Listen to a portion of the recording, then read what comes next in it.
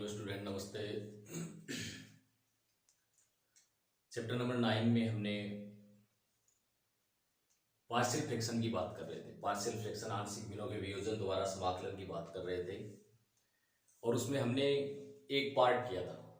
Partial fraction से question 3-4 type से बन सकता है, तो एक पार्ट की बात हमने कर ली थी।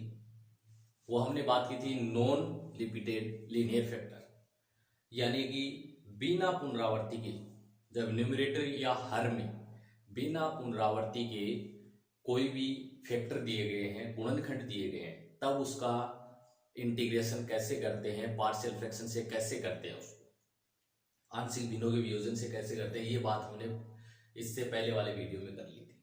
आज हम बात कर रहे हैं सेकंड स्टेप। देखो इसकी सेकंड केस क्या बनता है इसमें, जब क्या हो, रिपीटेड लीनियर फैक्टर हो। रिपीटेड लीनियर फैक्टर हो यानी कि रिपीटेड लीनियर फैक्टर का मतलब क्या हो गया, फैक्टर तो कौन से हैं, लीनियर हैं, यानी एक घातीय गुणनखंड है। एक घातीय गुणनखंड है किसमें, न्यूमरेटर या हर में, परंतु वो क्या हो रहे हैं, रिपीट हो रहे हैं, यानी पुनरावृत्ति हो रही है उनकी। पुनरावृत्ति अगर होती है उस कंडीशन में कैसे करते हैं, देखो अगर आपके पास ऐसी कोई स्टेप आती है, ऊपर वाली स्टेप से हमें कोई मतलब नहीं है। ऊपर वाली स्टेप को तभी चेक करना है जब न्यूमरेटर और डिनोमिनेटर में क्या हो, x की पावर सेम हो। x की पावर अगर सेम है तो पहले डिवाइड करना है, उसके बाद क्वेश्चन को सोल्व करना है। अब यहां अगर डिनोमिनेटर में x स्क्वायर आ रहा है, यानी कि देखो लीनियर फैक्टर क्या हो रहा है, रिपीट हो रहा है। फैक्टर क्या है, लीनियर है, एक घातीय गुणनखंड है x प्लस ए, परंतु x प्लस ए है वो दो बार रिपीट हो रहा है। देखो x plus A into x plus a square हो गया x प्लस बी। ऐसी कंडीशन आती है तो उसको कैसे लिखते हैं, देखो सबसे पहले a upon x plus a, non repeated था उसमें, देखो ये स्टेप ऐसी थी तो b upon x plus b आ गया था, परंतु यहां क्या हो रहा है, रिपीट हो रहा है, देखो a upon x plus a आ गया, plus b upon x plus a का होल स्क्वायर आएगा, b upon x plus a का होल स्क्वायर आएगा, प्लस c अपॉन जो नॉन रिपीटेड फैक्टर है वो लिखते हैं। अगर आपके पास यहां क्यूब होता, तो क्या लिखते, a upon x plus a plus b upon x plus a का whole square plus c upon x plus a की whole cube plus d upon x plus b. ऐसी टर्म आपको लिखनी पड़ती है। बात ठीक है, समझ में आ गई। अगर रिपीटेड लीनियर फैक्टर होगा तो कैसे लिखना है, a upon x plus a, b upon x plus a का whole square, c upon x plus a की होल क्यूब, 4 है तो d upon x plus a की होल 4। ये ऐसी स्टेप लिखते जाएंगे। ये इतनी बात ठीक है क्या। अब देखो इससे रिलेटेड एक क्वेश्चन करते हैं। क्वेश्चन ये दिया गया है 1 अपॉन एक्स माइनस ए का होल स्क्वायर एक्स प्लस 2। अब क्वेश्चन को देखते हैं, आपको पता चल रहा है इसका सीधा इंटीग्रेशन आप कर सकते हो क्या, नहीं कर सकते, सीधा इंटीग्रेशन नहीं कर सकते। नीचे क्या दिए गए, फैक्टर दिए गए हैं। अब फैक्टर दिए गए हैं, डिनोमिनेटर में फैक्टर दिए गए हैं और फैक्टर दिए गए हैं, तो फैक्टर हम चेक करेंगे, लीनियर है, लीनियर तो है, परंतु रिपीट हो रहे हैं या नहीं हो रहे, रिपीट हो रहे हैं। कौन हो रहा है, x माइनस 1 हो रहा है।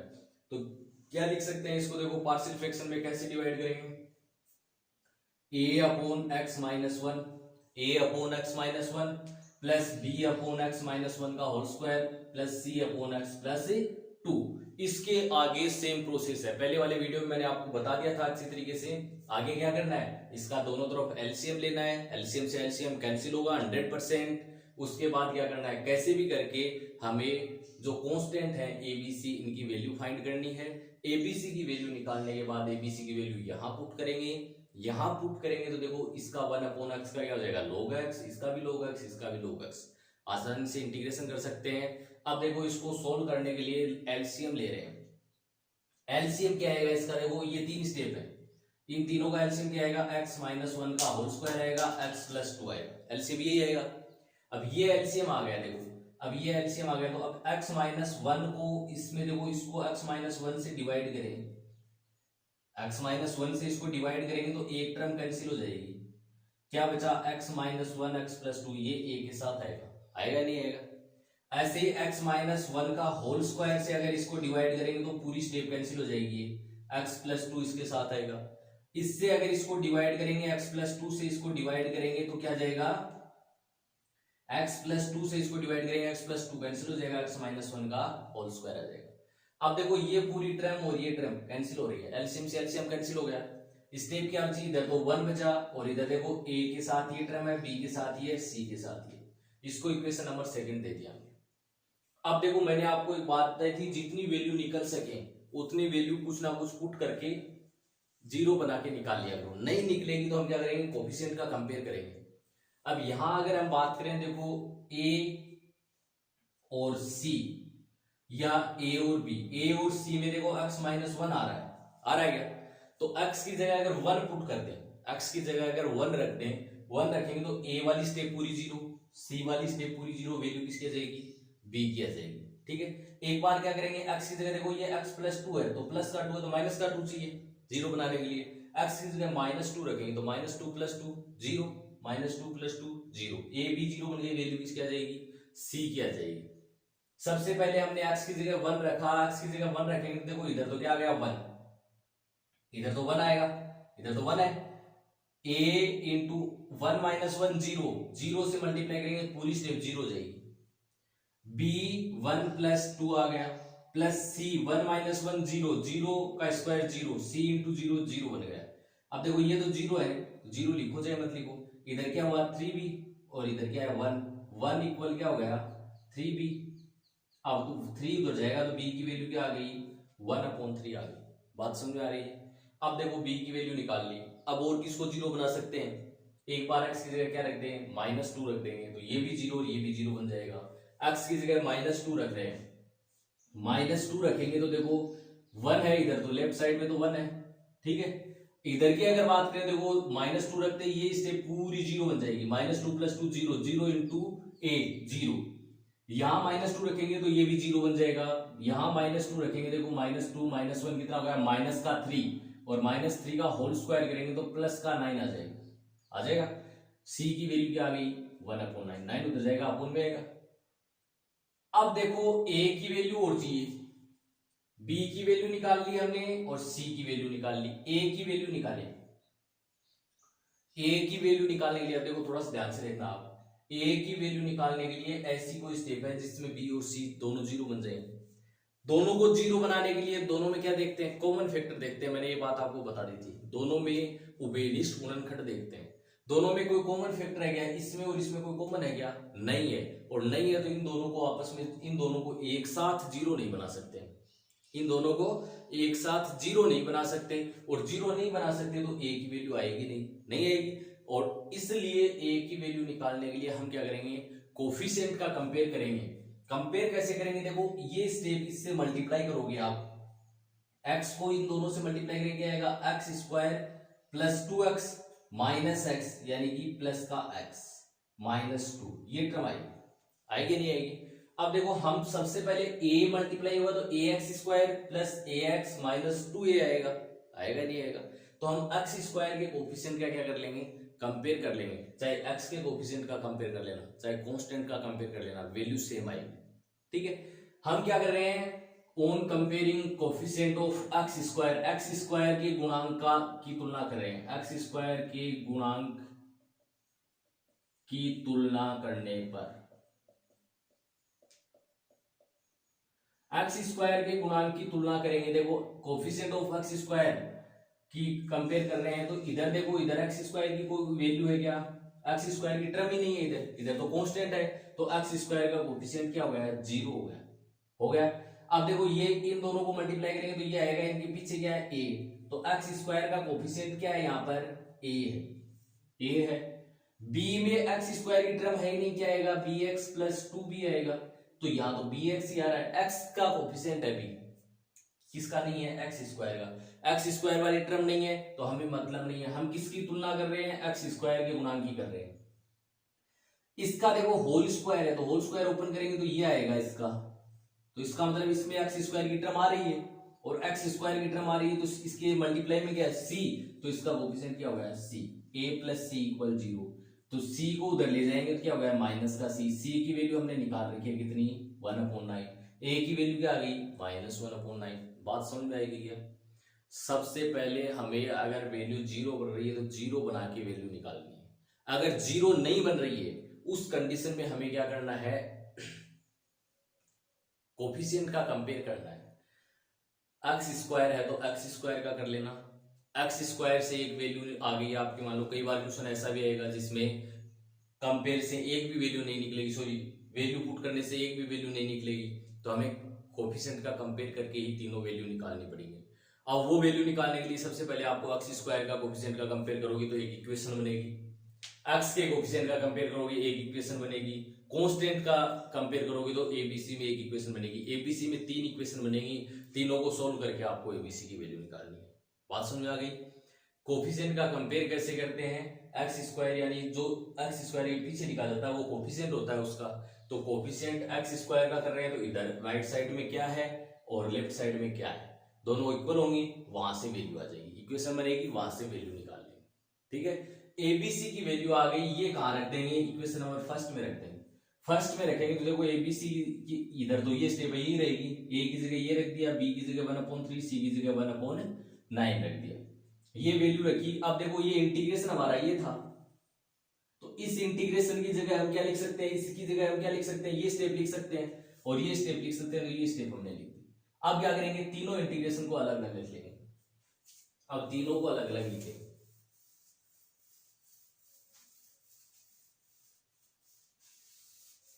अब इंटीग्रेशन वाले टर्म तीनों अलग अलग लिख लेंगे तो हमारा इंटीग्रेशन क्या बनेगा, देखो हमारा इंटीग्रेशन ये बनेगा, -1/9 तो कांस्टेंट है बाहर रहेगा, 1/x-1 dx प्लस 1/3 कांस्टेंट बाहर निकाल लिया, x-1 का होल स्क्वायर, 1/3 बाहर आ गया, 1/x-2 का होल स्क्वायर है, सॉरी x-2 है, x-1 है भाई, x-1 ही तो था उसमें, x-1 है, और ये क्या हो गया प्लस 1/9 1/x+2 dx, ये टर्म आएगी, ये तो टर्म आएगी। अब देखो इसका 1/x की वजह से इंटीग्रेशन क्या होगा, 1/x का क्या होता है log x, x-1 है तो x-1 आ गया, प्लस 1/3, इसका इंटीग्रेशन क्या होगा बताओ, इसका log नहीं होगा, क्यों नहीं होगा, ये टर्म ऊपर जाएगी, देखो ऊपर जाएगी तो -2 बन गई, इसका फॉर्मूला कौन सा लगेगा, इसमें x की पावर n वाला लगेगा, क्या होता है इंटीग्रेशन x की पावर n + 1/n+1 प्लस ये होता है, नहीं होता, तो इसमें देखो इसका क्या हो जाएगा, x की -1 की पावर -2 + 1 -2 + 1, ये तो होगा, -2 + 1 क्या हो गया -1 हो गया ना, और ये क्या हो गया देखो x -1 की पावर -1/-1, तो माइनस ये नीचे आएगा तो क्या हो जाएगा पॉजिटिव हो जाएगा, यानी इस स्टेप का इंटीग्रेशन क्या होगा, ये होगा, इसका इंटीग्रेशन यही तो होगा, किस फॉर्मूले से होगा, इस फॉर्मूले से होगा, ये बात समझ आ रही है। तो यहां मैं सीधा ये स्टेप लिख रहा हूं, देखो ये माइनस का है तो प्लस माइनस क्या हो जाएगा, माइनस हो जाएगा, 1/x-1 प्लस 1/9 log x+2, यहां पावर 1 है, देखो 1 है तो यही फॉर्मूला लगेगा log वाला प्लस से, यह आपका आंसर आ जाएगा, यह आपका क्या आ जाएगा आंसर आ जाएगा, ये आंसर आ जाएगा। तो ऐसा क्वेश्चन आएगा, इस हिसाब से आपको इस क्वेश्चन को करना है, कर लोगे। अब देखो हमने बात कर ली है दो चीजें, एक तो नॉन रिपीटेड लीनियर फैक्टर, एक repeated linear factor, linear factor की बात कर ली। अब क्वाड्रेटिक इक्वेशन की बात और बता देता हूं आपको, क्वाड्रेटिक फैक्टर आ जाए तब क्या करोगे, क्वाड्रेटिक फैक्टर अगर आ जाता है तब क्या करेंगे आप,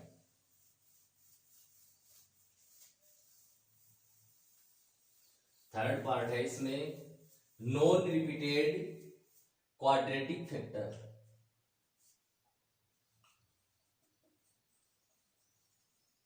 नॉन रिपीटेड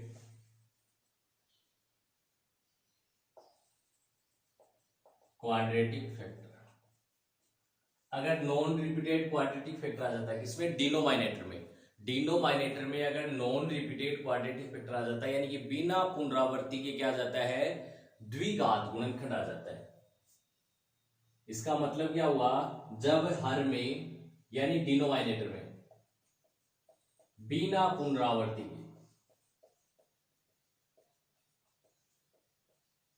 द्विघात गुणनखंड हो। जब हर में बिना पुनरावृत्ति के क्या हो, द्विघात गुणनखंड हो, उस कंडीशन में हम क्वेश्चन को कैसे सोल्व करेंगे, देखो क्या प्रोसेस होती है उसकी। यानी कि आपको स्टेप ऐसी मिलेगी, p x plus q upon x square plus a square x plus b, ऐसी टर्म मिल सकती है। इसको कैसे सोल्व करेंगे, देखो क्वाड्रेटिक फैक्टर, यानी कि क्वाड्रेटिक का मतलब होता है यानी कि द्विघात गुणनखंड, एक्स की पावर क्या है 2 है यहाँ पर। उस स्टेप को कैसे लिखेंगे, देखो यहाँ 2 है ना, तो यहाँ 2 क्या आएंगे, कांस्टेंट आएंगे, ए एक्स प्लस बी लिखोगे, क्या लिखोगे ए एक्स प्लस बी, ये द्विघात गुणनखंड आ गया। ठीक है, ये तो क्या है लीनियर फैक्टर, ही है लीनियर फैक्टर है, ये द्विघात नहीं है, ये लीनियर है, इसकी पावर 1 है, 1 है इसका मतलब ये लीनियर है। इसको पहले वाले तरीके से लिखेंगे, क्या लिखेंगे एक्स प्लस बी। आगे वो की वो सेम प्रोसेस है, एलसीएम लेना है दोनों का, एलसीएम से एलसीएम कैंसिल होगा, एबीसी की वैल्यू निकालनी है, यहां पुट करनी है, उसके बाद इस स्टेप की जगह ये रखेंगे, इंटीग्रेशन कर देंगे, इंटीग्रेशन आराम से हो जाएगा। यहाँ कौन सा फॉर्मूला आएगा, इन दोनों स्टेप को अलग अलग लिख लेंगे, फिर जो स्टेप जिससे सोल्व हो रही है उस फॉर्मूले से सोल्व कर देंगे। बात समझ आई, ये स्टेप समझनी जरूरी है। यानी कि x square plus a square को क्या लिखते हैं, a x plus b upon x square plus a square. बात समझ आई, ये स्टेप भी अगर आपको ऐसे मिल जाए, p x plus q x square plus a square का whole square, sorry x square plus a square x square plus b square. अब देखो इसमें दोनों ही क्वाड्रेटिक फैक्टर है, दोनों क्वाड्रेटिक फैक्टर है, तो क्या लिखेंगे, पहले को क्या लिख सकते हैं हम, a x plus B x square plus a square. दूसरा भी क्वाड्रेटिक फैक्टर है, तो इसमें भी क्या आएंगे, दो कांस्टेंट आएंगे, क्या लिख देंगे c x plus d x square plus b square. आगे वही सेम प्रोसेस है, एलसीएम सेम आएगा, एलसीएम से एलसीएम कैंसिल, कंपेयर करके एबीसीडी की वैल्यू निकालेंगे, यहां पुट करेंगे, सबको अलग अलग लिखेंगे, इंटीग्रेशन कर देंगे। बात समझ में आएगा। अब देखो हम इससे रिलेटेड एक क्वेश्चन कर रहे हैं, इससे रिलेटेड एक क्वेश्चन कर रहे हैं, और क्वेश्चन क्या है हमारा, देखो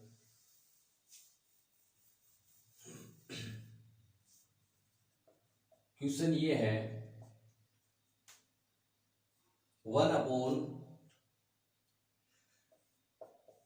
x plus x cube D x, ये क्वेश्चन है x plus x cube D x. इस क्वेश्चन को कैसे करेंगे, देखो क्वेश्चन को सॉल्व कैसे करेंगे, 1 अपॉन कुछ कॉमन ले सकते हैं क्या, बताओ दोनों में कॉमन ले सकते हैं, क्या ले सकते हैं, एक्स को कॉमन ले लिया, यहां क्या बचा 1 plus x square, x common आ गया था एक्स स्क्वायर डीएक्स। अब देखो ये क्या हो गए, ये तो लीनियर फैक्टर हो गया, ये क्या हो गया क्वाड्रेटिक फैक्टर हो गया, ये लीनियर फैक्टर है, ये क्वाड्रेटिक फैक्टर है, तो इसको हमें किससे सोल्व करना पड़ेगा, इसी से सोल्व करना पड़ेगा, किससे, पार्शियल फ्रैक्शन से, आंशिक भिन्नों के वियोजन से इस क्वेश्चन को सोल्व करेंगे। और सोल्व करने की प्रोसेस क्या रहेगी, सबसे पहले हम इस स्टेप को लेके चल रहे हैं, देखो 1 upon x x square plus 1, इसको हम क्या लिख सकते हैं, देखो a अपॉन एक्स, ये तो क्या लीनियर है तो ये लिखेंगे, प्लस ये क्या है क्वाड्रेटिक है, तो इसमें कितने कांस्टेंट आएंगे, दो कांस्टेंट आएंगे, बी एक्स प्लस सी, इसको पहले लिख लो, चाहे एक्स प्लस बी लिखो चाहे सी लिखो, कोई फर्क नहीं पड़ेगा उससे। इस स्टेप को पहले लिखते हो तो ए एक्स प्लस बी आ जाएगा, सी के साथ ही आ जाएगा, कोई फर्क नहीं पड़ेगा उससे। नीचे क्या है क्वाड्रेटिक फैक्टर है, ये बात आ गई, इसको इक्वेशन नंबर फर्स्ट दे दिया। अब क्या करें, अब हमें क्या लेना है, एलसीएम लेना है, एलसीएम लेंगे तो इधर तो ये स्टेप रहेगी, इधर एलसीएम क्या आएगा एक्स एक्स स्क्वायर प्लस 1। अब देखो एक्स से एक्स कैंसिल हो गया, ए के साथ कौन सी टर्म आएगी, एक्स स्क्वायर प्लस 1 की टर्म आएगी, बी के साथ बी एक्स प्लस सी, इसके साथ देखो ये टर्म कैंसिल हो गई, क्या आएगा एक्स आएगा, ये आएगा, एलसीएम से एलसीएम कैंसिल हो गया, 1 इक्वल क्या हो गया a x square plus 1 plus B x plus c into x, ये टर्म आएगी ना। अब देखो एक वैल्यू तो हम निकाल सकते हैं, यहां से एक वैल्यू हम यहां से आराम से निकाल सकते हैं, कैसे निकाल सकते हैं, x की जगह अगर 0 पुट कर दे तो ये दोनों अपने आप 0 जाएंगे, क्योंकि ये x क्या इन दोनों से मल्टीप्लाई है, तो x की जगह 0 पुट करते हैं, 0 इंटू बी एक्स प्लस सी क्या हो जाएगा 0, हमारे पास क्या बचेगा a बचेगा, तो a की वैल्यू निकाल लेंगे, इसको 0 रख देते हैं, तो x की जगह क्या रख दिया 0, x की जगह 0 रखेंगे तो इधर तो 1 है, कोई फर्क नहीं पड़ेगा। a 0 का square 0 plus 1, b into 0 0 plus c into 0, पूरी स्टेप क्या हो गई 0 हो गई। a इंटू 1 क्या हो गया a की वैल्यू क्या आ गई 1 आ गई, a की वैल्यू 1 आ गई। अब देखो b और b की वैल्यू कैसे निकालें, b की वैल्यू निकालने के लिए आपको किसको कैंसिल करना पड़ेगा, इसमें b की वैल्यू कब निकलेगी जब इसमें क्या हो a और c कैंसिल हो। ऐसा पॉसिबल है नहीं, है क्या पॉसिबल कि a और c को आप कैंसिल कर दो, नहीं होगा ऐसा। और नहीं है तो अभी क्या करना पड़ेगा, कोफिशिएंट का कंपेयर करना पड़ेगा। कोफिशिएंट का कंपेयर कर दो, देखो मैक्सिमम कोफिशिएंट का की पावर कितनी है 2 है, तो सबसे पहले x स्क्वायर के कोफिशिएंट का कंपेयर कर लेंगे। उसके बाद वैल्यू नहीं आएगी तो x के कोफिशिएंट का कंपेयर कर लेंगे। उसके बाद भी नहीं आएगी तो कांस्टेंट का कंपेयर कर लेंगे। ठीक है, तो सबसे पहले कंपेयर कर रहे हैं।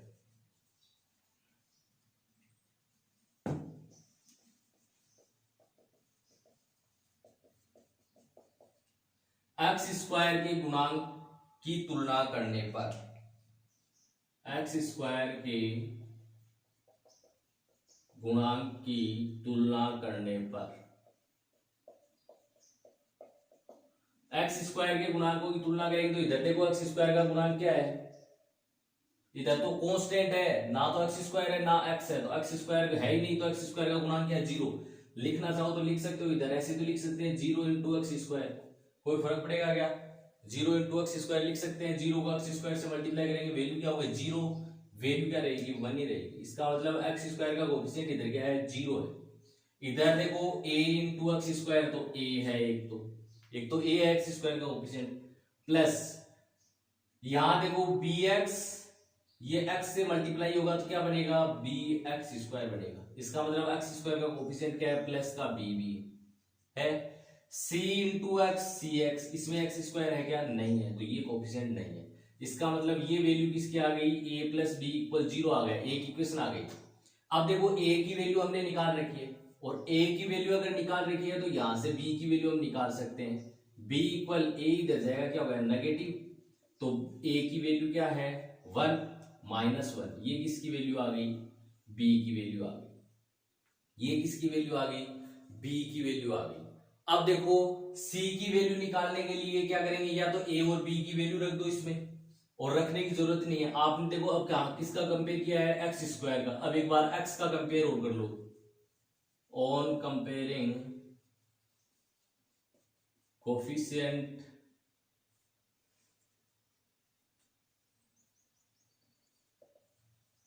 Of x, coefficient of x यानी x के गुणांक की तुलना करने पर, x के गुणांक की तुलना और करें, x के गुणांक की तुलना करें तो देखो इधर x का कोएफिशिएंट क्या है 0, 0 इंटू एक्स लिख सकते हैं, कोई फर्क नहीं पड़ेगा। तो लेफ्ट साइड में तो x का कोएफिशिएंट क्या है 0, कांस्टेंट है केवल लेफ्ट साइड में, वो कोई नहीं है।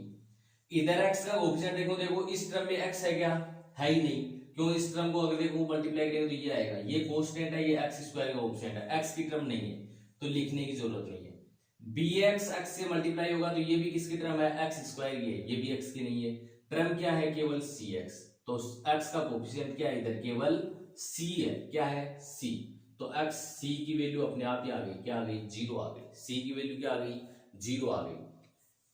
ध्यान से समझना, सबसे पहले अगर क्वाड्रेटिक फैक्टर आता है तो उसको कैसे लिखना है bx plus C upon x square plus 1 लिखा है हमने, ये लीनियर था तो a अपॉन एक्स, ठीक है।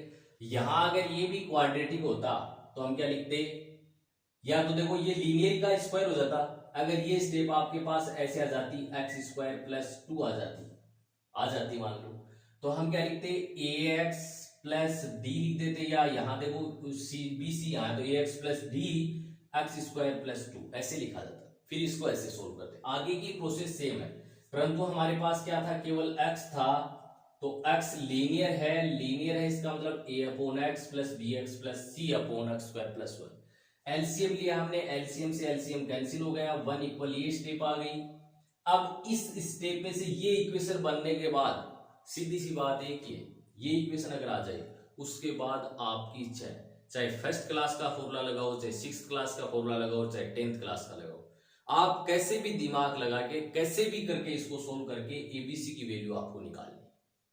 एबीसी की वैल्यू आप निकाल लोगे, वो वैल्यू चाहे दिखाने की जरूरत नहीं है एग्जाम में, सीधा लिख देना a equals to a, b equals to a, c equals to ये दिखाने की एग्जाम में कोई जरूरत नहीं होती है। ये एबीसी की वैल्यू आपको निकालनी है। एबीसी की वैल्यू निकालने के बाद यहां पुट करनी है, किसमें, इक्वेशन नंबर फर्स्ट में, फ्रॉम फर्स्ट में रखेंगे तो देखो इसकी वैल्यू आ जाएगी हमारे पास एक्स स्क्वायर प्लस 1। इसकी वैल्यू क्या है, ए की वैल्यू क्या है 1, ए की वैल्यू 1 है देखो, तो 1 अपॉन एक्स, प्लस बी की वैल्यू क्या है -1, तो माइनस एक्स, प्लस सी की वैल्यू क्या है 0 अपॉन एक्स स्क्वायर प्लस 1। ये स्टेप आ गई। अब हमें देखो क्या करना है, minus x plus 0 minus x ही हो जाएगा। अब हम बात किसकी करेंगे, ये किसमें है, इंटीग्रेशन करना है इसका में, इसका ही तो इंटीग्रेशन करना है। अब इंटीग्रेशन की बात करेंगे देखो, अब अगर ये वैल्यू यहां पुट कर दें, यही तो वैल्यू थी हमारी एक्स स्क्वायर प्लस 1, इसकी तो वैल्यू है, ये वैल्यू यहां पुट कर दो, इसकी क्या है 1 अपॉन एक्स, प्लस माइनस क्या हो जाएगा, minus x upon x square plus 1 dx, ये बन गया। दोनों इंटीग्रेशन अलग अलग कर लेंगे, तो 1 अपॉन एक्स dx अलग हो गया, x upon x square plus 1 dx अलग हो गया। ठीक है, अब देखो इसका तो log x हो जाएगा, इसका तो log x हो जाएगा, परंतु इसका कैसे सोल्व करें, इसको सोल्व करने के लिए देखो एक्स स्क्वायर प्लस 1 है और ऊपर x है, तो नीचे वाली टर्म को क्या मान लेंगे, t मान लेंगे। नीचे वाली टर्म को हमने क्या मान लिया, t मान लेंगे, नीचे वाली टर्म को t मानेंगे। देखो नीचे वाली टर्म को t मानने से ऊपर वाली dt बन जाएगी, एक्स स्क्वायर प्लस 1 है, इसको हमने t मान लिया। इसका डिफरेंशिएशन करेंगे तो 2x 1 का 0 dx इक्वल टू क्या हो गया dt। हमें वैल्यू किसकी चाहिए, x dx की, x dx की वैल्यू क्या आ गई 2, इधर आएगा तो dt बाई 2। ये दोनों वैल्यू, ये वैल्यू और ये वैल्यू यहां पुट करेंगे तो देखो 1 अपॉन 1 बाई 2 तो बाहर आ गया, 1 अपॉन t dt, यही तो टर्म बनेगी, 1 अपॉन t dt, यही टर्म बनेगी। अब ये टर्म बनेगी तो अब इसको सोल्व कर लेंगे। 1 अपॉन एक्स का क्या होता है log x, माइनस 1 बाई 2 इसका क्या हो गया log t, प्लस सी, t हमने हमारी तरफ से माना है, t की वैल्यू वापस पुट कर दो, t की वैल्यू वापस पुट कर देंगे और t की वैल्यू वापस रखेंगे तो t की वैल्यू क्या है एक्स स्क्वायर प्लस 1 है, इंटीग्रेशन क्या आ गया log x minus 1 by 2 log x square plus 1 plus c, ये आंसर आ जाएगा। इसको और आगे अगर सोल्व करना चाहो आप तो कर सकते हो, कोई बड़ी बात नहीं है। कैसे कर सकते हैं, देखो log x माइनस ये 1 बाई 2 कहां जाएगी, पावर में आ सकती है 1 बाई 2 प्लस सी, कैसे आ सकती है, क्योंकि log m की पावर n log m इस फॉर्मूले से होता है, तो ये यहां भी जा सकती है। अब देखो कौन सा फॉर्मूला लगा सकते हैं, log m minus log n, log m minus log n equal to क्या होता है log m अपॉन n। ये फॉर्मूला अगर यूज करेंगे तो क्या हो जाएगा log x अपॉन इसको रूट लिख दो, चाहे root x square plus 1 plus c, ये भी हम लिख सकते हैं, ये भी हमारा आंसर सही है, ये आंसर भी हमारा क्या है सही है। तो ऐसी स्टेप आए तो आप कर दोगे, मेरे हिसाब से कर दोगे नहीं कर दोगे। अब देखो ये रही बात, इससे रिलेटेड ही क्वेश्चन आएंगे, इसके अलावा कोई क्वेश्चन नहीं है एक्सरसाइज में, यानी कि या तो आपसे नॉन रिपीटेड लीनियर फैक्टर आएगा या रिपीटेड लीनियर फैक्टर आ सकता है, ज्यादातर तो उनसे ही आते हैं, परंतु एक दो क्वेश्चन यहां से भी बनते हैं। यहां से क्वेश्चन कैसे बनते हैं, यानी कि आपको क्या दे देगा, क्वाड्रेटिक फैक्टर दे देगा एक तो, और एक लीनियर फैक्टर दे देगा, तो उसको भी आंशिक भिन्नों के वियोजन से या पार्शियल फ्रैक्शन से ऐसे सोल्व कर सकते हैं। अब देखो आप बोल दोगे सर एक और है इसमें, वो स्टेप ये देखो उससे रिलेटेड क्वेश्चन नहीं आते हैं, मैं बता देता हूं कैसे सोल्व करना आपको उसको। अगर आपके पास क्या जाए रिपीटेड क्वाड्रेटिक फैक्टर आ जाए, आएगा नहीं, बिल्कुल ही नहीं आएगा, ना तो आपके बुक में क्वेश्चन है ना कभी क्वेश्चन आया है ऐसा। Repeated quadratic factor,